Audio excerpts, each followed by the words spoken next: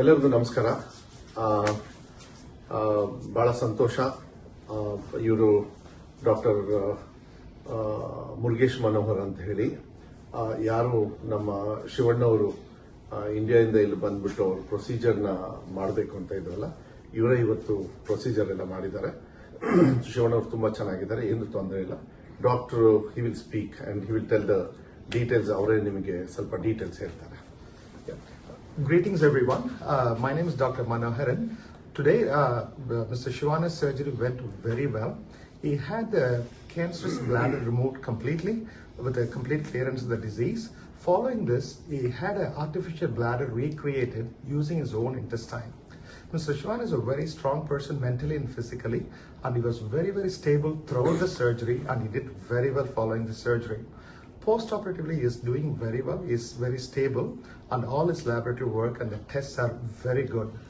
And being a very strong person, I expect him, by God's grace, to recover very quickly and get back to his normalcy within few weeks, by God's grace and everybody's blessings and prayers. Thank you. ಎಲ್ಲರಿಗೂ ನಮಸ್ಕಾರ. ನಾವು ಇಲ್ಲಿಗೆ ಏನು ವಿಷಯಕ್ಕೆ ಅಂತ ಬಂದಿದ್ವಿ, ಶಿವರಾಜ್ ಕುಮಾರ್ ಅವ್ರ health ವಿಷಯಕ್ಕೆ ಅಂತ ನಾವೇನು ಬಂದಿದ್ವಿ, ಅದನ್ನು ನಮ್ಮ ಡಾಕ್ಟ್ರು, ಈಗ ನೀವು ಹೆಂಗೆ ನಮಗೆ ಅಭಿಮಾನಿ ದೇವರುಗಳಾಗ್ತಾರೋ, ನಮ್ಮ ಡಾಕ್ಟರ್ ಕೂಡ ಈಗ ನಮಗೆ ದೇವ್ರ ಥರನೇ ಆಗಿದ್ದಾರೆ.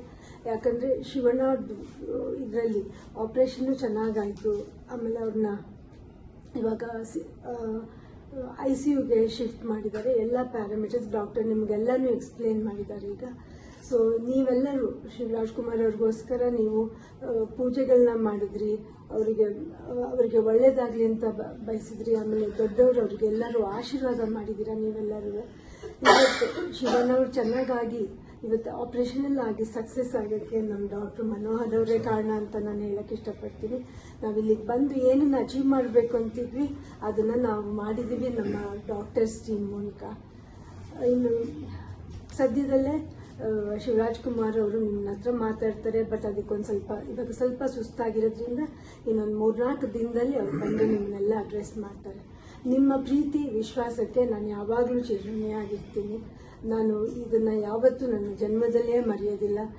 ನಿಮ್ಮನ್ನು ಕೂಡ ನಮ್ಮ ಡಾಕ್ಟರ್ನ ಕೂಡ ನಮಸ್ಕಾರ. ಮತ್ತೆ ಕೆಲವು ಪ್ರೋಟೋಕಾಲ್ಸ್ ಇರ್ತದೆ.